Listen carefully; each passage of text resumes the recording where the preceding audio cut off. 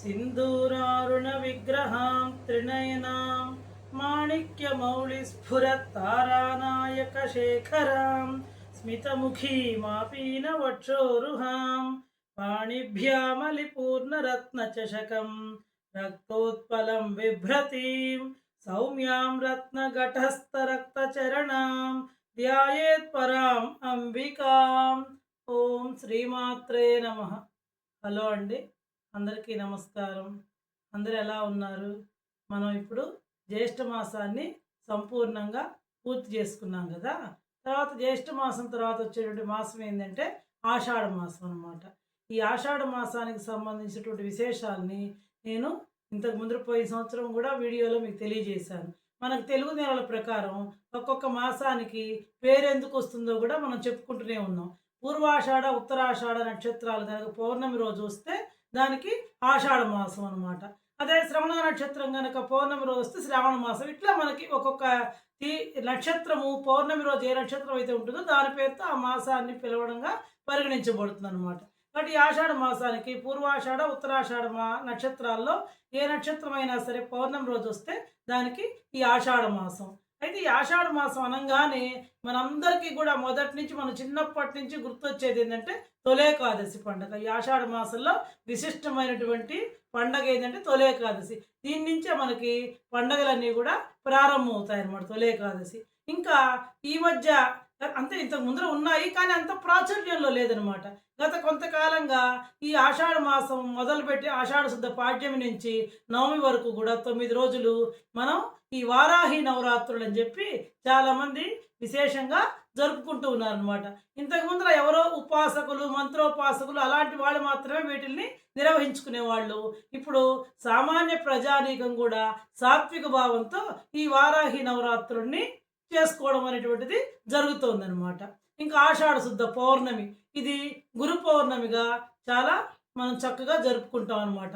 ఎవరైతే గురువులు ఉంటారో వ్యాస భగవానుడిని ఆ రోజు పూజించాలి. ఎందుకంటే వ్యాస మహర్షి మనకి భారతాన్ని, భాగవతాన్ని, అష్టాదశ పురాణాలని వీటన్నిటిని మనకు అందించినటువంటి వ్యక్తి కాబట్టి ఆ ఆషాఢ శుద్ధ పౌర్ణమిని వ్యాస పౌర్ణమిగా కూడా పరిగణిస్తారు. ఇంకా ఆ రోజు నుంచే పీఠాధిపతులు అందరూ కూడా చాతుర్మాస దీక్షను కూడా వాళ్ళు ప్రారంభించడం అనేటువంటిది జరుగుతుందన్నమాట. మామూలుగా ఈ చాతుర్మాస దీక్ష 4 నెలలు నిర్వహిస్తారు.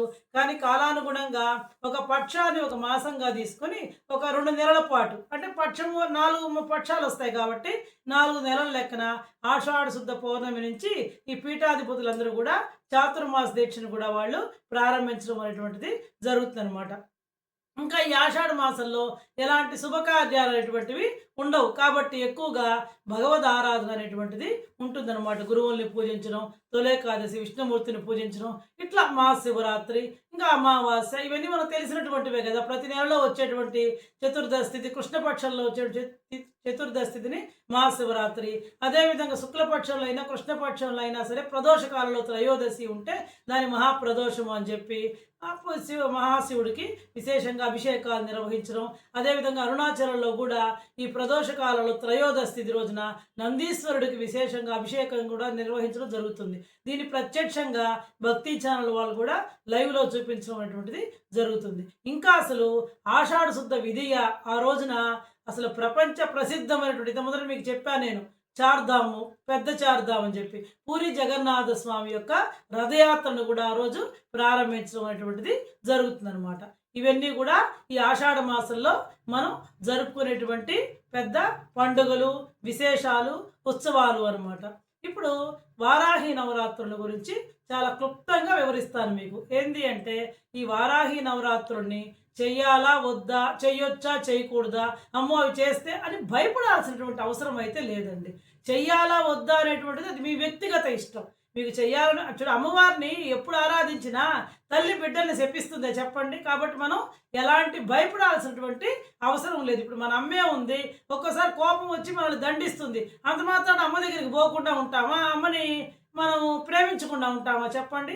అదేవిధంగా ఈ వారాహి అమ్మవారు కూడా లలితా పరమేశ్వరి దేవి నుంచి ఉద్భవించినటువంటి ఒక శక్తి అనమాట. ఆమె లలితా పరమేశ్వరి యొక్క సైన్యాధ్యక్షురాలు. ఈ బండు అంటే బండాసురుడు అటువంటి రాక్షసుడిని చంపడానికి ఆ లలిత అమ్మవారు తనలో ఉండేటువంటి ఒక శక్తిని సృష్టించింది. ఆవిడే ఈ వారాహి అమ్మవారు అనమాట. అంతేకాకుండా సప్తమాతృకల్లో కూడా బ్రాహ్మి, మహేశ్వరి, చాముండి, వైష్ణవి, వారాహి దాంట్లో కూడా ఒక తల్లి అనమాట ఈ వారాహి అమ్మవారు. ఈ వారాహి అమ్మవారు కాశీ క్షేత్రంలో కూడా ఈ వారాహి అమ్మవారు ఉంటుందన్నమాట. కాకపోతే ఆమె దర్శనం అనేటువంటిది ఎక్కువగా రాత్రిపూట కాశీ క్షేత్రం మొత్తం ఆమె పర్యటించి కాపాడుతూ ఉంటుంది అని అంటారనమాట. అయితే నవరాత్రులు అంటే దాంట్లోనే ఉంది. ఎప్పుడు చేయాలి? రాత్రులు చేయాలి. కాకపోతే కాలానుగుణంగా మన యొక్క పరిస్థితుల దృష్ట్యా మనం ఉదయాన్నే కూడా నిర్వహించుకోవచ్చు. మొత్తం ఎన్ని నవరాత్రులు ఉంటాయంటే 4 నవరాత్రులు. అందరికీ తెలిసినటువంటివి ఆశ్వీజ మాసంలో వచ్చేటువంటి శరన్నవరాత్రులు, వీటిల్లో దుర్గా నవరాత్రులు కూడా అంటారు. ఇది అందరికీ తెలుసు. అదేవిధంగా చైత్ర మాసంలో చైత్ర శుద్ధ పాడ్యమి నుంచి నవమి వరకు అవి వసంత ఋతువులో వచ్చేటువంటి నవరాత్రులు కాబట్టి వసంత నవరాత్రులు అంటారు, లేదా రామ నవరాత్రులు అని కూడా పిలుస్తారు. ఈ రెండు కూడా బాగా ప్రాచుర్యంలో ఉన్నాయి. చాలా పెద్ద ఎత్తున సామూహికంగా కూడా నిర్వహిస్తారనమాట. అందరూ కలిసి కూర్చొని పారాయణలు చేయడం ఇలాంటివి నిర్వహిస్తారు. కానీ ఆషాఢ మాసంలో వచ్చేటువంటి నవరాత్రులు ఆషాఢ శుద్ధ పాడ్యమి నుంచి నవమి వరకు, అదేవిధంగా మాఘ మాసంలో కూడా మాఘశుద్ధ పాడ్యమి నుంచి నవమి వరకు వచ్చేటువంటి నవరాత్రులని, ఈ 2 నవరాత్రులని గుప్త నవరాత్రులు అంటారనమాట. ఈ ఆషాఢ మాసంలో వచ్చేటువంటి నవరాత్రులనేమో వారాహి నవరాత్రులు, మాఘమాసంలో వచ్చేటువంటి నవరాత్రులనేమో శ్యామలా నవరాత్రులు అంటారు. గుప్త నవరాత్రులు అంటే ఏదో గుప్తంగా రహస్యం అని కాదు, అంటే అంత సామూహికంగా చేయరు. ఇవి మంత్ర సాధనకి, మన ఆధ్యాత్మిక ఉన్నతికి ఉపయోగపడతాయి అన్నమాట. కాబట్టి మంత్ర సాధన చేసుకోవడానికి అనువైనటువంటి నవరాత్రులు ఏంటంటే ఈ వారాహి నవరాత్రులు, శ్యామలా నవరాత్రులు అనమాట. అంతేగాని లలితా సహస్రనామం చదువుతున్నాం, దాంట్లో శ్రీ లలితా రహస్యనామ సహస్రనామ రహస్యం ఉంటుంది కదా, రహస్యం అనేది ఉంటుంది కదా. రహస్యం అనేది అంటే ఎవరికి దాంట్లో నిగూఢితమైనటువంటి అంతర్లీనమైనటువంటి మనందరికీ తెలియనటువంటి విషయాలు కూడా ఉన్నాయి అని చెప్పడం. అంతేగాని మనం చదవకుండా ఉన్నామా? లలితా సహస్రనామం చాలా రహస్యమైంది అని చెప్పేసి ఇప్పుడు మనమే చదవకుండా లేం కదా ఎవరం కూడా. ఇప్పుడు దీంట్లో ఉంటుంది కదా, ఇది శ్రీ బ్రహ్మాండ పురాణే ఉత్తరఖండే శ్రీ హయగ్రీవ అగస్త్య సంవాదే శ్రీ లలిత రహస్యనామ సహస్ర స్తోత్రం అని చెప్పేసి ఉంటుంది కదా. కాబట్టి రహస్యము అంటే దాంట్లో మహిమాన్వితమైనటువంటి పవిత్రమైనటువంటి శక్తి అనేటువంటిది ఇమిడి ఉంటుంది.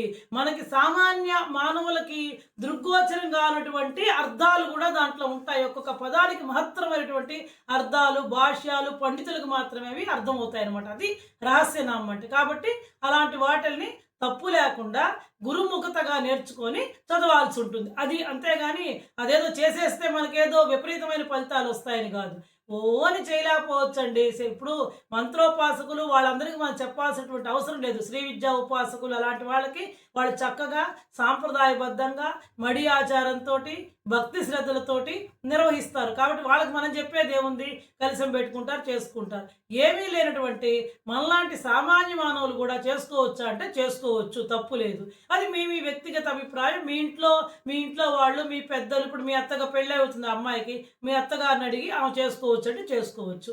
దానికి ఏం పెద్ద శక్తి లేదు. ఇప్పుడు మాకంటే ఏం ఇబ్బంది అనిపించదండి. ఎందుకంటే మేము ప్రతిరోజు మడిగట్టుకొనే చేసుకుంటాం, ప్రతిరోజు మహానైవేద్యం పెడతాం. కాబట్టి మాకేం ఇబ్బంది ఉండదు. ఇంకొక అష్టోత్తరం చదువుకుంటాం అంతే, అంతకు మించి ఏముండదు అనమాట. మీకు వారాహి అమ్మవారి ఫోటో ఉంటే పెట్టుకోండి, లేదు లలితా పరమేశ్వరి అమ్మవారి ఫోటో, లేదా శివుడు పార్వతి ఫోటో, పార్వతీదేవే కదా లలితా పరమేశ్వరి. కాబట్టి ఏం ఇబ్బంది లేదనమాట. రోజు కూడా చక్కగా లలితా సహస్రనామం అనేటువంటిది చదువుకోండి. మీకు అందరికి వచ్చు కదా. సాయంత్రం పూట చక్కగా లలితా సహస్రనామం చదువుకోండి. ఉదయం పూట ఈ వారాహి అష్టోత్తరము, వారాహి కవచము, వారాహి ద్వాదశి నామావళి అనేటువంటిది ఉంటుంది. అవి చదువుకోండి సింపుల్గా. రోజు కూడా వడపప్పు, పానకము ఏదైనా సరే మనం చేస్తాం, పులిహోర, పొంగలి, దద్దోజనం ఇలాంటివి శక్తి ఉంటే పెట్టండి. అవి ఏం లేకపోయినా సరే మొదటి రోజు కొబ్బరికాయ కొట్టుకొని ఏదో అంత పొంగల్ చేసి నైవేద్యం పెట్టి రోజు కూడా చక్కగా వడపప్పు, పానకం, అరటిపళ్ళు నైవేద్యం పెట్టి పూజ చేసుకోండి. తప్పేం లేదు చక్కగా. ఎందుకంటే ఈ వారాహి అమ్మవారు సైన్యాధ్యక్షురాలు కాబట్టి, అంటే శత్రువుల్ని దుర్మాడిస్తుందన్నమాట. మన మీద ఎవరైతే సరే మనం సాత్వికంగా పూజిస్తే అమ్మవారు మనల్ని ఏం చేస్తుంది? మనల్ని రక్షిస్తుంది. మనం ఎన్నంటే ఉండి మనల్ని కాపాడుతుంది, రక్షిస్తుంది. మనం ఏమైనా సరే ఎప్పుడు అవి తిప్పి కొడతాయంటే మనం మాత్రమే బాగుండాలి, ఎదుటి వాడు నాశనం అయిపోవాలని చేస్తాం చూడండి. అలాంటి వాళ్ళకి ఇబ్బంది. అట్లా కాకుండా మనల్ని ఎవరైనా సరే ఇబ్బంది పెట్టాలి అనుకుంటే ఈ వారాహి అమ్మవారిని కనుక మనం పూజించినట్లయితే ఆమె మనం వెన్నంటే ఉండి మన శత్రువులన్నింటినీ కూడా ఆమె సంహరిస్తుంది అనమాట. కాబట్టి మనల్ని ఎప్పుడు రక్షణ కవచంగా ఉండే అమ్మవారు మనల్ని కాపాడుతుంది. కాబట్టి 9 రోజులు కూడా చక్కగా ఈ వారాహి కవచాన్ని చదువుకోండి. అమ్మవారు కూడా మనకి రక్షణ కవచమై మనల్ని ఎల్లవేళలా సర్వావస్థలైందు కూడా మనల్ని కాపాడుతుంది అనమాట. కాబట్టి ప్రతి ఒక్కళ్ళు కూడా మీ శక్తి కొలది మీ భక్తి శ్రద్ధలతోటి, ముఖ్యంగా ఇక్కడ భక్తి ప్రధానం, భక్తి శ్రద్ధలతోటి సింపుల్గా నేను చెప్పినటువంటి విధంగా కనీసం వడపప్పు పానకం పెట్టండి, అదే పెద్ద కష్టం కాదు కదా. పెట్టి ఏదో మనం మీకు కుదిరిన రోజు ఏదో ఒక నైవేద్యం చేసి పెట్టండి. దీన్ని కూడా 9 రోజులు చేసుకోవచ్చు, 7 రోజులు చేయొచ్చు, 5 రోజులు చేయొచ్చు, 3 రోజులు చేయొచ్చు. లేదంటే కనీసం ఒక్క రోజైనా సరే, లాస్ట్ 9వ రోజు ఉంటుంది కదా, నవమి రోజు, ఆ రోజైనా సరే ఈ వారాహి అమ్మవారిని పూజించుకోండి. ఎందుకంటే వారాహి అమ్మవారిని అమ్మవారు ఎప్పుడు సృష్టించింది అంటే ఈ ఆషాఢ శుద్ధ పాడ్యమి రోజున ఆ బండాసురుడు అనే రాక్షసుని సంహరించడానికి లలితా పరమేశ్వరి సృష్టించిందనమాట అమ్మవారిని. కాబట్టి ఆ రోజు నుంచి మొదలుపెట్టి 9 రోజులు ఈ నవరాత్రులు నిర్వహించడం జరుగుతుంది. ఇదండి వారాహి నవరాత్రులు ఆషాఢ మాసానికి సంబంధించినటువంటి వివరాలు. ఇంకా ఈ ఆషాఢ మాసంలో గోరింటాకు కూడా ఎక్కువగా పెట్టుకుంటుంటారు. ఎందుకంటే వచ్చేటువంటి కాలం వర్షాకాలం కాబట్టి, ఇంతకు ముందర రోజుల్లో ఆడవాళ్ళు ఎక్కువగా నీళ్ళల్లో ఉంటారు కాబట్టి, అది ఆరోగ్యరీత్యా కూడా మంచిది కాబట్టి, చేతులకి పుండ్లు అట్లాంటివి పడకుండా ఆరోగ్యరీత్యా ఈ గోరింటాకు పెట్టుకోవడం అనేటువంటిది శుభప్రదం అనమాట. కాబట్టి ప్రతి ఒక్కళ్ళు కూడా ఈ గోరింటాకుని పెట్టుకోండి చక్కగా. అది సైన్స్ ప్రకారం ఈ కోన్లు ఇవన్నీ పెట్టుకునే దానికన్నా కూడా గోరింటాకుని పెట్టుకోండి, అది శుభప్రదం. ఇది ఆషాఢ మాసం వారాహి అమ్మవారికి, వారాహి నవరాత్రులకు సంబంధించినటువంటి విశేషాలని క్లుప్తంగా మీకు తెలియజేశాను. మీరందరూ కూడా భక్తి శ్రద్ధలతో పాటించి ఆ అమ్మవారి యొక్క అనుగ్రహాన్ని పొందాలని కోరుకుంటూ సెలవు తీసుకుంటున్నాను.